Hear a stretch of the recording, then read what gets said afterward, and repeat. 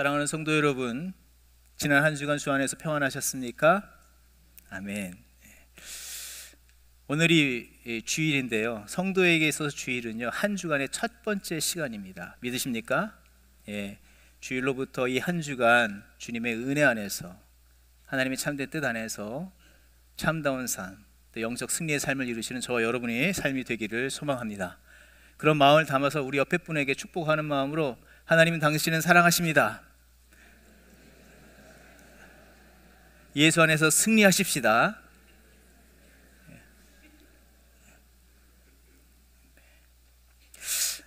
앞서서 우리 장로님 기도해 주시고 또 안내 말씀을 드린 것처럼 담임 목사님 출타 중이십니다. 그래서 오늘 저와 여러분이 말씀을 나누도록 하겠습니다. 오늘 설교의 제목은 영원한 기쁨이라는 제목을 가지고 말씀을 참고해 보기를 원합니다. 여러분, 제가 오늘 한 권의 책을 가지고 왔습니다. 책을 팔려고 하는 게 아니고요. 이 책이 뭘까요? 어떻게 아세요? 다이어리면서 플래너입니다. 1년 계획들을, 월 계획들을 기록할 수 있는 다이어리입니다. 여러분 하나씩 다 가지고 계시죠? 네. 이 다이어리 이제 신년도를 맞을 때마다 많은 분들이 구입을 하게 됩니다. 보통은 10월부터 준비한대요. 작년 10월부터 내가 올해는 지금 다 뜻한 것을 이루지 못했지만 내년에는 이렇게 해보리라. 그래서 10월부터 다이어리 판매가 높아진다고 합니다. 그래서 12월에는 되게 많이 팔리고 1월까지 많이 팔린다고 합니다. 요즘에는요 또한 이러한 책으로 된, 종이로 된 다이어리뿐만 아니라 무엇을 쓰죠? 핸드폰이나 태블릿이나 노트북에 거기에서 다 일정표가 있어요. 그래서 거기에다 기록을 해서 내가 놓치지 않고 이 일들을 이루겠다, 올해는 이런 일들을 이루겠다. 그래서 요즘에는 이 다이어리가 더 많이 판매가 된다고 합니다. 하지만 그에 반해서 안타깝게 실행 비율은 어떨까요? 실행 비율은 어떨까요? 무슨 속담이 떠오르죠? 네, 여러분 다 아십니다. 경험해 보셔서 아시는 것 같은데, 작심삼일, 그 속담처럼 안타깝게도 첫 달을 못 넘긴대요. 첫 달을 못 넘기고 다 실패한다. 대다수가 실패한다고 하는 것입니다. 그러면 질문하죠. 여러분, 첫 달이 지나서 지금 2월 달입니다. 이미 포기하신 분들 계시지 않습니까? 그렇다면 실패의 원인은 무엇이라고 생각이 드십니까? 왜 실패했습니까? 왜 번번이 해마다 연말에 그렇게 계획을 하고 연초에 그렇게 시작을 했는데 왜 작심삼일에 항상 걸릴까요? 왜 그럴까요? 그 중에 한 가지 중요한 원인이 무엇이냐면 지나치게 높은 계획, 무리한 계획을 세웠다는 것이라는 것이에요. 예를 들어서 내 새해에는 살을 뺄 거야. 그래서 내가 첫 주에 15파운드 뺄 거야. 딱 계획을 넣습니다. 여러분, 이건요 100% 안 하겠다는 거하고 똑같은 겁니다. 어떻게 한 주간에 15파운드를 뺍니까? 그런데요, 빼는 분이 계세요. 근데 문제는 이것을 1년 동안 지속할 수 있는 힘과 능력, 의지가 없다는 거예요. 그래서 실패하게 된다는 것입니다. 계속 이렇게 반복된 실패를 하니까 사람들이 이제는 꾀를 내고 좀 이렇게 하지 않았으면 좋겠다. 그래서 사람들이 2025년도에는 이렇게 생각을 한다는 것입니다. 트렌드가 이렇다 하는 것을 조사를 했는데 그 표현을 어떻게 쓰냐면 두 가지로 써요. 계속 실패하는 게 싫으니까 이제는 성공하는 것을 하기 위해서 두 가지. 하나는 소확행. 잘 모르시죠? 우리 젊은 세대는 알 텐데, 소확행. 두 번째로는 아보하. 이게요 한국말을 줄여놓은 거예요. 영어도 아니고. 소확행, 소소하지만 확실하게 행복하게 해줄 수 있는 것을 찾겠다, 이루겠다. 소확행. 그러면 아보하는요, 아주 보통의 하루를 살아가는 것이 최고의 목표로 삼겠다. 맨날 계획을 세워놓고 실패하니까 실패하는 그 좌절감이 싫어서 그 기준을 확 낮춰서 이렇게 해서라도 내가 기쁨을 추구하겠다, 이루겠다. 여러분, 참 지혜로워 보이지만 사실 한편에서는 참 씁쓸하지 않냐 하는 것입니다. 또 다른 원인이 무엇이냐면요, 자기의 어떤 그런 계획, 그런 지혜, 노력을 통해서 이루려 하지만 실제로 이루어지지 못하는 이유 중에 하나는 그런 것과 상관없이, 여부와 상관없이 시대와 상황이 주는 그런 장애, 한계 때문에 우리가 계획했던 것들을 성취하지 못하고 좌절감을 느끼게 된다는 것입니다. 불가항력적으로 다가오는 어떤 문제들이 우리의 삶 속에 얼마나 비일비재하게 있습니까? 훌륭한 계획이 아니어도 사실 소확행, 아보하라는 그런 계획들 세워도요, 우리의 상황과 환경이 확 우리를 덮치면, 어려운 환경이 우리를 덮치면요, 그것마저도 우리가 꿈꿀 수도 없고 이룰 수도 없다. 그런 경험이 있지 않습니까? 요즘 시대가 그렇다 할 수가 있습니다. 불과 몇 년 전에 2019년에 2020년에 아마도 그 연말을 지나면서 연초에 이런저런 계획들을 다 가지시면서 새롭게 플래너에다 기록을 했을 것입니다. 하지만 전면 통제, 코로나로 인해서 다 못해, 모이지 마십시오, 아무것도 안 됩니다, 하지 마십시오, 하고 싶어도 할 수 없다는 것입니다. 그래서요, 그런 사회적인 상황과 불안 요소 때문에 계획을 갖고 있지만 실패하였던 그 비율이 45%, 내 의지, 내 어떤 노력 상관없이 절반 이상이 내 의지와는 상관없이 못하게 되었다는 것입니다.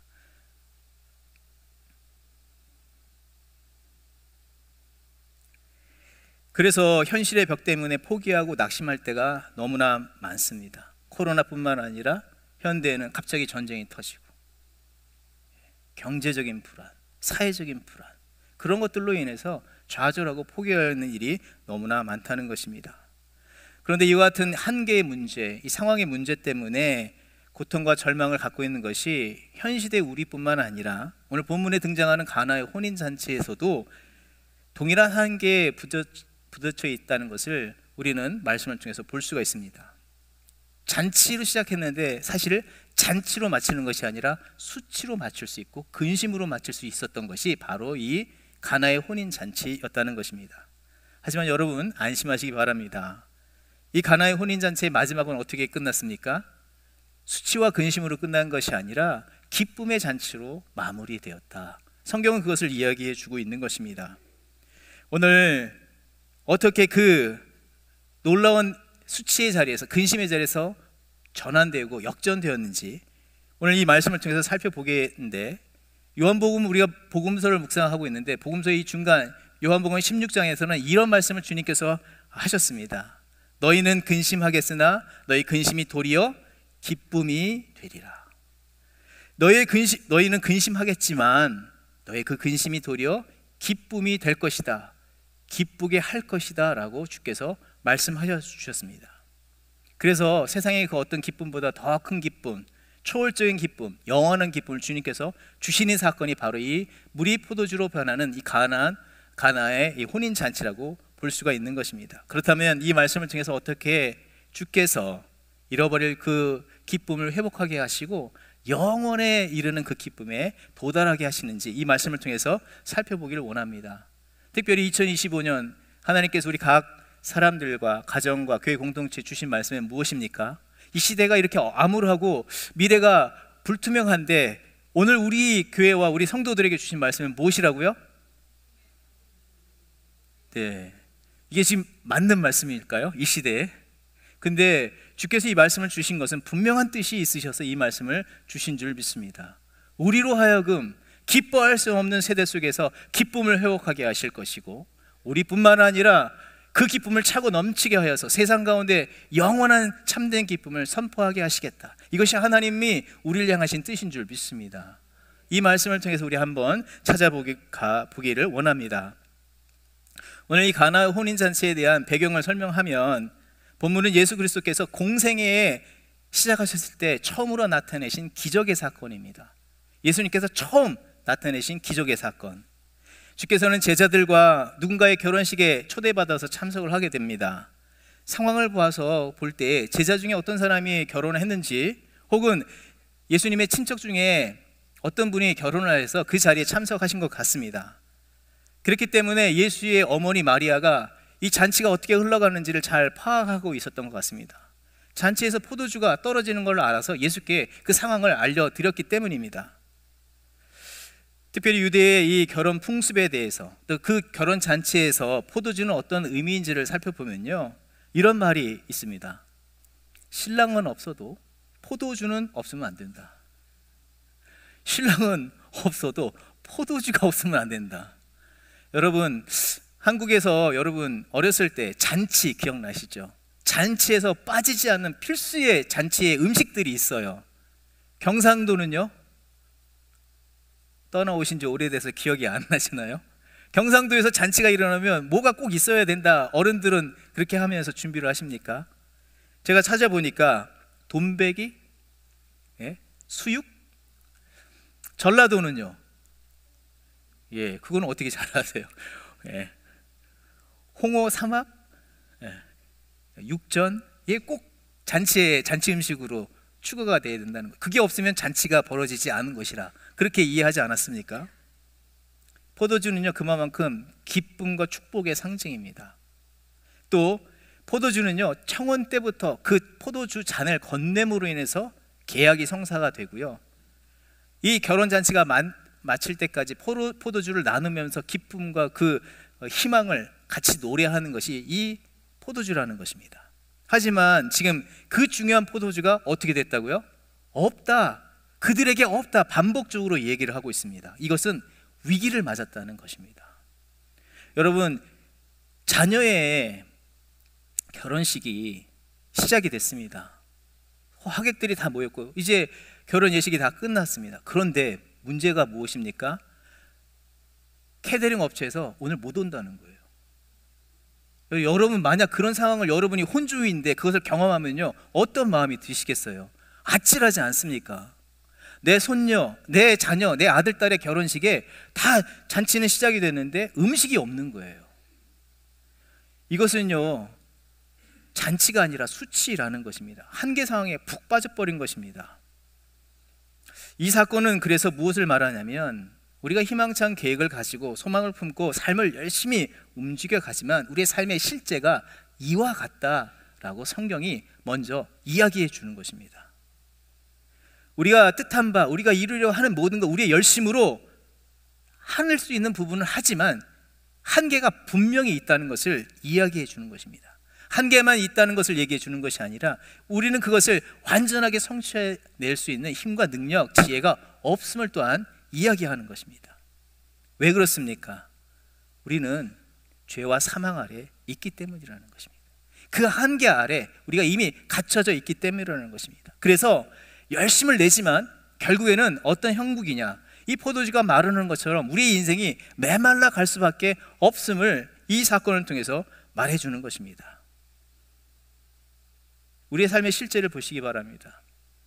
두 사람이 너무나 사랑해가지고 장밋빛 미래를 꿈꾸면서 내가 영원히 당신을 사랑해, 끝까지 내가 당신을 사랑해, 그렇게 시작했지만 점점 어떻게 되죠? 사랑해가 아유 저 왼수로 변하지 않았냐 하는 것입니다. 왜 그때 그랬는데 왜 지금 이렇게 메말라는가? 자녀들도 태어날 때요, 얼마나 그 아이가 소중하고 아름답고 귀엽고 너무나 이쁩니까? 가면 갈수록 걔도 원수가 되는 거예요. 왼수야 왼수. 이웃도요, 새로운 사람 만났어요. 얼마나 좋은지 몰라요. 그 사람 정말 좋은 사람이야.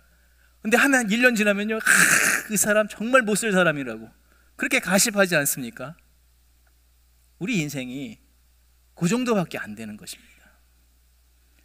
뜻하지 않은 문제와 또 누군가의, 나는 열심히 한다고 하지만 누군가의 그 연약함으로 인해서 그 관계를 온전히 유지해 나갈 수 있는 힘과 능력이 우리 안에 없습니다. 아니, 부부의 관계, 부모와 자녀 관계도 그런데 이웃 간에 우리가 어떻게 끝까지 영원히 사랑할 수 있겠냐 하는 것입니다. 뿐만 아니라 오랫동안 우리가 심혈을 기울였던 준비해왔던 어떤 사업이나 우리 자녀들이 어떤 꿈을 가지고 미래를 설계하면서 대학 진학을 해서 이렇게 막 열심히 달려가는 있지만 어느 순간 갑자기 뜻하지 않은 문제를 탁 만나가지고 주저앉아 버릴 때가 있다는 것입니다. 갑작스러운 건강의 문제, 정서의 문제, 영적인 문제로 혼돈의 상황에 빠질 수 있는 것이 우리라는 것입니다.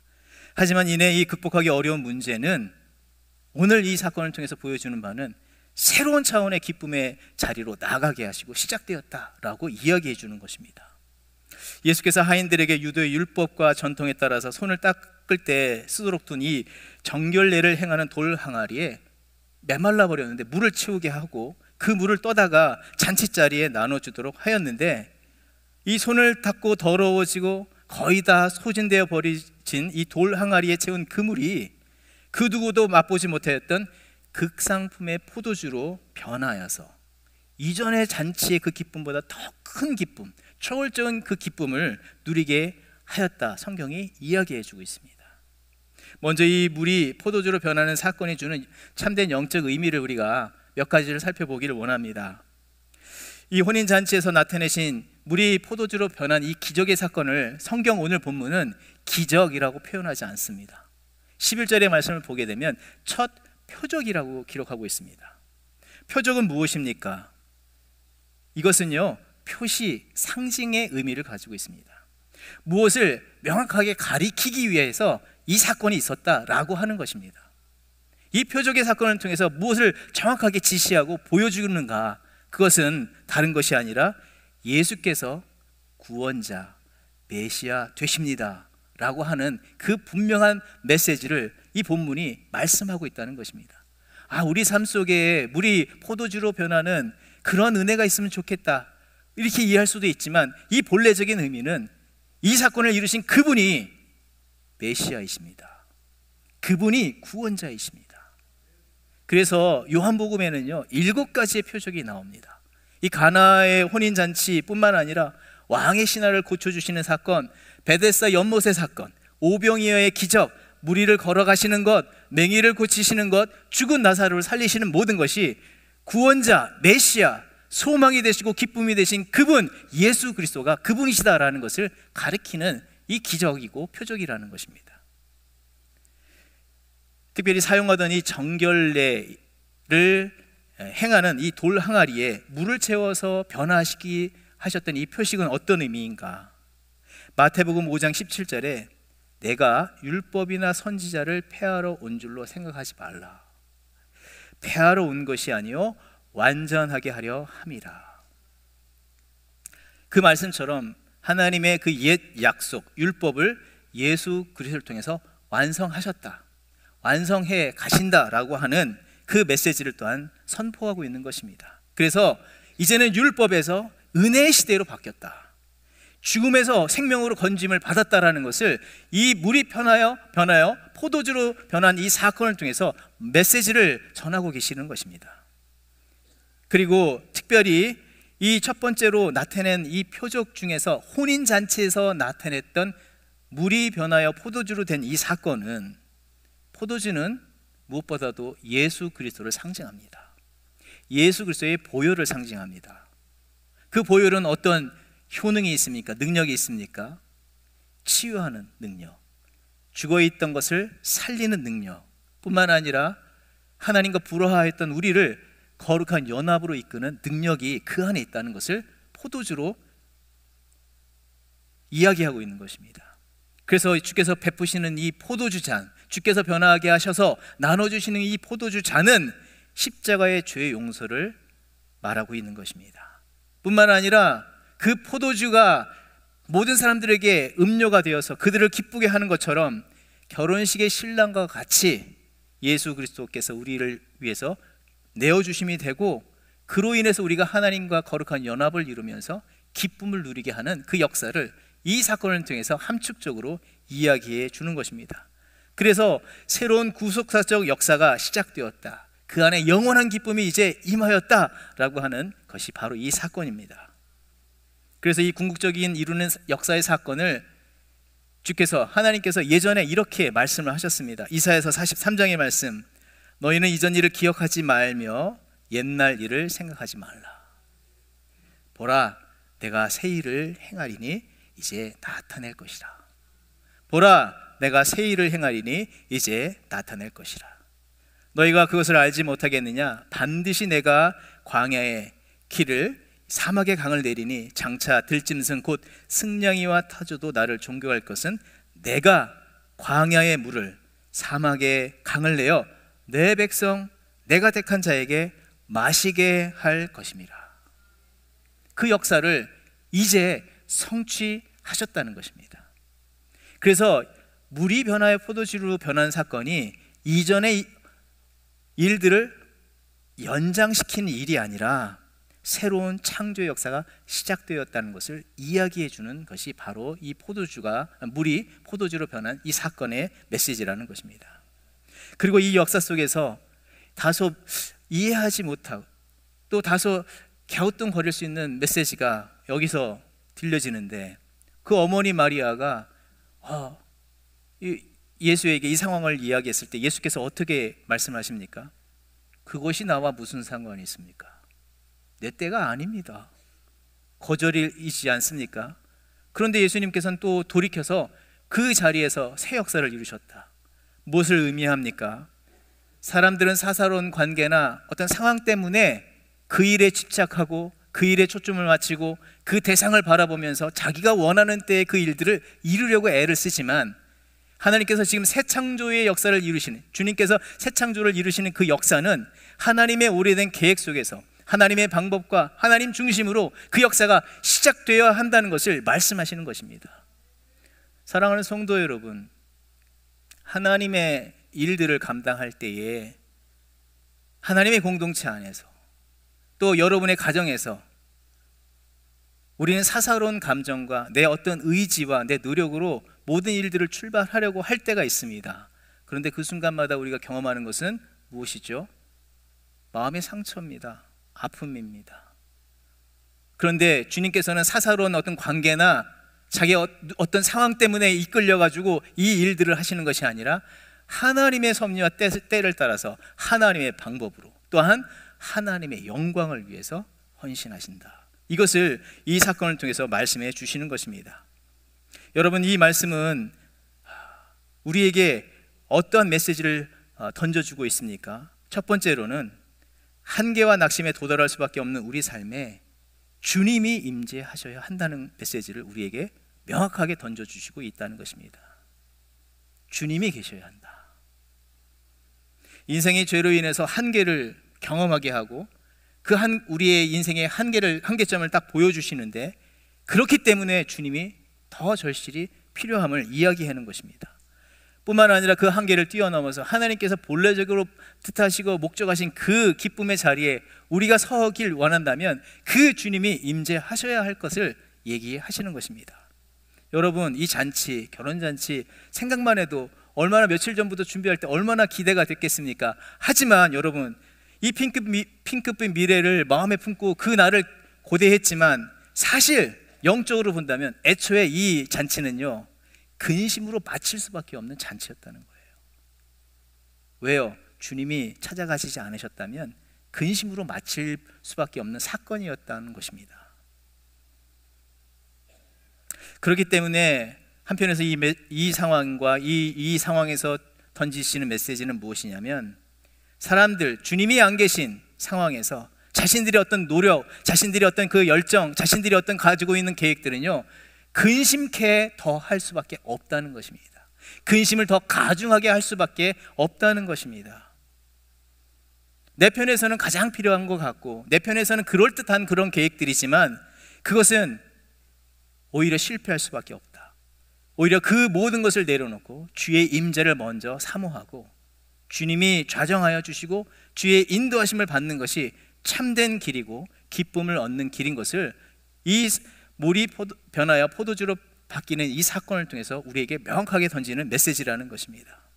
여러분, 주의 임재 없이, 주의 거룩한 뜻 없이, 주의 감동 없이, 주의 인도하심 없이 여러분 행하는 모든 일들을 한번 돌아보시기 바랍니다. 사실 그 모든 자리는 내 만족, 내 자랑, 내 욕심, 내 계획에 가득 있는 자리가 아니었습니까? 결과가 어떻게 될 거라고요? 결과에 이르지 않을지라도 결과가 어떻게 될 것은 뻔히 압니다. 이사야서 24장 9절의 말씀은 이렇게 기록이 되어 있습니다. 노래하면서 포도주를 마시지 못하고 독주는 그 마시는 자에게 쓰게 될 것이다. 기쁨을 막 위해서 열심히 인위적으로 만드는 모든 것을 열심히 했지만 결국에는 쓰게 될 것이다. 우리의 삶 속에서 열심히 하고 열심히 가르치고 열심히 영향력을 흘려보내면서 뭔가 열심히 하려고 하고 좋은 뜻으로 행하는 모든 일들, 그렇죠? 가정에서 잔소리, 잘 되라고 하는 거잖아요. 내가 너한테 잔소리하는 거 잘 되라고 하는 거 아니냐. 근데 잘 되는가요? 잔소리가 더 많아지면요, 안 돼요. 안 되는 거 알면서 계속 잔소리를 해요.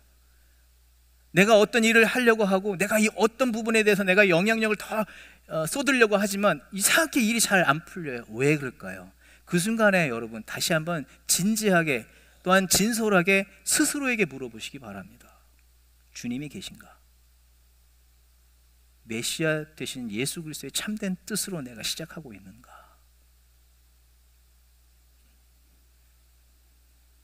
오히려 내 마음 편하자고 했던 그 모든 일들로 인해서 누구에게 깊은 상처를 주고 돌이킬 수 없는 아픔을 끼쳤다면 그 자리에서 멈춰야 한다는 것입니다. 그리고 이 말씀은요, 주님으로부터 다시 시작하라. 주님이 임재하셔야 되고 주님으로부터 다시 시작되어야 한다는 것을 메시지를 주시고 계시는 것입니다. 그래서요, 이 본문에 앞서서 지금 2장의 말씀을 묵상하는데 1장에는 먼저 이렇게 선포하고 있습니다. 만물이 그로 말미암아 지은 바 되었다. 만물이 그로 말미암아 지음을 받았다. 지은 것이 하나도 그가 없이는 된 것이 없다. 그가 없어서는 안 된다는 얘기를 하시는 거죠. 그 안에 생명이 있으니 그 생명은 사람들의 빛이라. 주님이 임재하셔야 된다는 것을 먼저 선포하셨다는 것입니다. 내 자녀 잘 되기 위해서 이렇게 저렇게 학원 다니게 하고 이렇게 저렇게 뭘 먹이고 이렇게 저렇게 좋은 길로 막 쫓아가면서 가르치지만 주님이 안 계신 그 자리는 그 아이를요, 근심으로 몰아가는 것입니다. 그렇지만 성경의 모든 내용들을 보게 되면요, 놀랍게도 하나님의 임재하심과 하나님의 주권하심이 있는 자리에는요, 우리가 실패하고 넘어진 자리일지라도 그 주의 임재, 주께서 계심으로 인해서 인생이 변화되고 역전되는 역사들이 이 성경의 역사라고 할 수가 있는 것입니다. 모세를 보시기 바랍니다. 자기 나름대로의 어떤 의의와 뜻을 가지고 손을 들었습니다. 이렇게 하는 것이 옳다고 하여서 손을 들었는데 어떻게 되었다고요? 사람을 죽이는 일이 되어버렸습니다. 절망 가운데 있었던 이스라엘 백성들 어떠했습니까? 자기의 힘으로 극복할 수 없었습니다. 하지만 그 보잘것없는 떨기나무 같은 그 자리에 불꽃이 임했는데 꺼지지 않는 불꽃으로 임하셔서 모세의 삶이 변화되어지고 이스라엘은 더 이상 포로 노예가 아니라 자유자가 되고 그것을 뛰어넘어서 홍해를 건너서 가나안 땅, 약속의 땅으로 가서 거룩한 민족으로 새롭게 거듭나서 하나님의 영광을 위해서 살게 되었다. 홍해 앞에서 모세와 미리암은 이렇게 노래합니다. 여호와는 나의 힘이요 노래시며 나의 구원이시로다. 그는 나의 하나님이시니 내가 그를 찬송할 것이요 내 아버지의 하나님이시니 내가 그를 높이리로다. 주의 임재의 역사를 경험하고 새로움의 역사를 첫 자리에 서서 그들은 그렇게 노래했다는 것입니다. 그렇습니다. 우리의 삶 가운데 주님이 임재하실 때에, 그 임재하신 그 주님을 인정할 때에 우리 안에 무너졌던 모든 것들은, 혼란케 됐던 모든 것들은 질서를 잡을 것이고 온전케 되어지는 은혜의 역사로 나타날 줄 믿습니다. 지긋지긋하게 떨쳐버리고 싶었던 그 문제, 과거의 문제, 현재 고통스럽게 하는 그 문제일지라도 주님이 임재하시면 변화될 줄 믿습니다. 그 은혜가 저와 여러분의 삶 가운데 있어야 될 줄 믿습니다. 둘째는 순전한 순종이 있어야 될 것을 이 물이 변하여 포도주 되는 사건 속에서 주시는 중요한 메시지가 됩니다. 여러분, 근심과 수치로 끝날 수밖에 없었던 이 잔치가 어떻게 기쁨의 잔치로 바뀌게 되었습니까? 물이 변하여 포도주로 변하는 그 역사만큼이나 더 놀라운 역사로 변화되었습니까? 주의 임재 역사에 합한 그의 버금가는 믿음의 순종이 여기에 있었다고 성경은 우리에게 말해주고 있습니다. 겸손으로 수종된 사람들의 헌신이 있었기 때문에 슬픔이 변하여 근심이 변하여 찬송이 되었다고 이야기를 하고 있습니다. 그런데 그 겸손한 순종을 한 사람들이 누구라고 성경은 이야기하고 있습니까? 누구라고요? 제자가 아니라 하인이라고 기록하고 있습니다. 여러분, 만약 이런 부탁을 한다면, 뭐라도 하라고 하면 내가 순종하겠다고, 우리가 그런 얘기를 들으면 그렇게 하겠다고 하는데, 사실 이 자리에서 그 순종이 가능한 순종이었는가? 저에게 질문해 본다면, 저라면 적어도 물을 주님 포도주로 바꾸십시오, 당장에 제이씨 바꾸십시오, 그래야지 나도 체면이 있죠, 이거 들고 가서 맛보라고 해야 될 거 아닙니까? 그거 순종할 수 있겠어요? 적어도요, 그거 아니라면요, 포도주가 떨어졌네요, 그냥 물을 떠다가 전해주면서 목마르시니까 물로 대용하십시오, 그래도 욕 먹어가면서 그거라도 하는 것이 순종이라고 생각할 수 있겠습니다. 그런데요, 주님의 명령은 그와 다르다는 거예요. 손 닦고 더러워진 꼬질꼬질한 정결례 통에 물도 별로 없는데 물을 채워서 그걸 갖다 주어라, 양심상 그렇게 할 수 있냐는 거예요. 근데 양심을 떠나서 그거 주인한테 발각되면요, 혼나지 않겠습니까? 아니, 혼난 걸 떠나서요, 그렇게 했다가 탈이 나면요, 당장 그 다음날 잘리는 거예요. 그 명령을 받았는데 이 하인이 순종했다는 것입니다. 누가요? 제자가 아니라 하인이 그렇게 했다는 거예요. 주께서는 이 사건을 통해서 우리에게 더 정확한 메시지를 던지시는데, 오늘 이 사흘째 되는 날 예수님께서 제자들과 함께 그 잔치에 가셨다. 그럼 사흘 전은 어떤 일이 있었냐면, 본문 앞을 보면요, 제자를 부르셨어요. 그러니까 제자의 초년병들이 아무것도 모르는 사람들이에요. 그런데 그 사건을 통해서 주시는 메시지는 무엇이냐면, 첫 번째, 너희를 부르신 그분이 누구신지를 분명히 알라는 것입니다.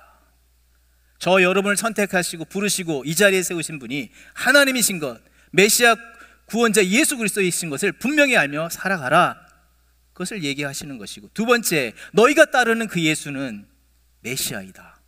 뿐만 아니라 그의 부름을 받은 자들이 이제 어떻게 살아가야 할 것인지에서 얘기할 때, 이 하인과 같이 철저하게 하나님의 뜻에 순종하고 자기의 모든 것을 들여서 헌신하는 삶을 살라. 근데 놀라운 것은요, 성경이 그 놀라운 변화의 역사, 새 역사의 자리에서 누가 그 역사의 첫 자리에서 그 사건을 알게 되었는가? 하인은 알더라. 성경은 그렇게 얘기합니다. 하나님의 주권적인 역사 앞에 순전하게 순종한 자가 하나님의 새 역사의 첫 자리에 서게 될 것이다. 내가 너희를 그렇게 그 복을 주기 위해서 불렀고, 너희를 그 역사의 첫 자리에 세우셔서 그 역사를 이루어갈 것이다 라고 말씀을 주시는 것이라는 것입니다. 그 첫 표적은요, 그들의 마음에 표식으로 세워주신 것입니다. 너희들은 사명자다. 그렇다면 제자들은 어떤 믿음과 어떻게 이 사명을 이루어가야 하겠습니까? 먼저는요, 원리를 따라서인데요, 앞서서 우리의 삶 속에서 메시아 예수 그리스도가 임재하셔야 된다는 것처럼 하나님의 음성에 따라서 순종해야 한다는 것입니다. 그래서 마리아가 그 하인들에게 뭐라고 얘기했죠? 2장 5절의 말씀, 그 어머니가 하인들에게 이르되 너희에게 무슨 말씀을 하시든지 그대로 하라. 이거 어디서 많이 듣던 말씀 아닙니까? 너희에게 무슨 말씀을 하시든지 그대로 하라. 창세기 1장의 말씀을 보게 되면 하나님이 세상을 향해서 이렇게 하십니다. 하나님이 이르시되 빛이 있으라 하시니 빛이 있었다. 그대로 해라. 그대로 되었던 것처럼, 빛이 있으라 하니 빛이 있었던 것처럼, 자연 만물도 순응하는데 거룩한 역사에 부름받은 너희가 그의 말씀에 양심, 판단, 상식, 경험, 그것이 앞도는 것이 아니라 하나님의 뜻, 그 원리를 따라서 순종하고 헌신하라는 것입니다. 하나님의 그 거룩한 역사에 부름받은 자들은 겸손히, 순전히 순종해야 하는 줄 믿습니다. 2025년 하나님께서 이 어두운 세대에 빛이 있으라 말씀하십니다. 또 빛과 기쁨의 세대로 변화하기를 원하십니다. 그래서 우리를 기쁨의 성읍, 즐거움의 백성으로 삼으시고 그 역사를 이루어가실 줄 믿습니다. 무엇보다도 우리의 개인의 삶, 가정의 삶, 우리 삶의 모든 자리에서 메시아 예수 그리스도가 계셔야 하는 줄 믿습니다. 그 메시아 예수 그리스도와 함께 동행하는 삶, 그 뜻에 순종하는 삶을 살면서 정말 하나님께서 주시는 참된 기쁨을 누리고 세상이 알 수 없는 그 놀라운 은혜 역사를 이뤄가는 저와 여러분의 삶이 되기를 주의 이름으로 축원드립니다. 말씀을 정리합니다. 사랑하는 성도 여러분, 우리 가운데 기대와 뜻과 계획과 달리 그 기쁨은 오간데 없이 사라지고 모든 일들이 메말라져 가면서 무너짐을 경험하는 분들은 계시지 않습니까? 주께서는 오늘 이 메마르고 근심케 하고 좌절로 맞출 수밖에 없는 가나의 혼인잔치에 하나님의 참된 뜻 가운데 임재하셨습니다. 그래서 잃어버릴 수밖에 없는 그 기쁨을 회복하게 하실 뿐만 아니라 새 역사를 이루어 주셨습니다. 꿈꿀 수 없었던 새 역사, 거룩한 초월적인 역사를 이루셔서 그들에게 기쁨을 선사해 주셨습니다. 그 주님을 먼저 겸손히 구하는 저와 여러분이 되어야 할 줄 믿습니다. 잊지 말아야 할 것, 내 노력, 어떤 나의 인위적인 어떤 열심, 그것으로 기쁨의 역사가 시작되는 것이 아닙니다. 주님이 임재하실 때, 기쁨의 근원이 되신 주님이 임재하실 때에 거룩하신 그 주님이 임재하셔야지만이 그 새 역사가 출발되는 줄 믿습니다. 영원한 생명이 되시고 모든 것을 정결케 씻기시는 보혈의 그 주님이 임재하셔야 된다. 그 주님의 새 역사에 겸손으로 뒤따르는 우리들의 믿음의 반응이 또한 있어야 되는 줄 믿습니다. 그렇게 영적 삶을 이루시고 하나님의 거룩한 역사를 이뤄가는 저와 여러분의 삶이 되기를 소망합니다. 겸손히 모든 것을 내려놓으시기 바랍니다. 주님만 붙잡는 저와 여러분이 되기를 원합니다. 참된 순종으로만, 주님께 참된 순종함으로만 나가는 이 2025년 한 해가 되기를 주의 이름으로 소망합니다. 주께서는 반드시 우리를 변화시키시고 우리 삶의 자리를 변화시킬 뿐만 아니라 하나님의 영광의 역사를 나타내실 줄 믿습니다.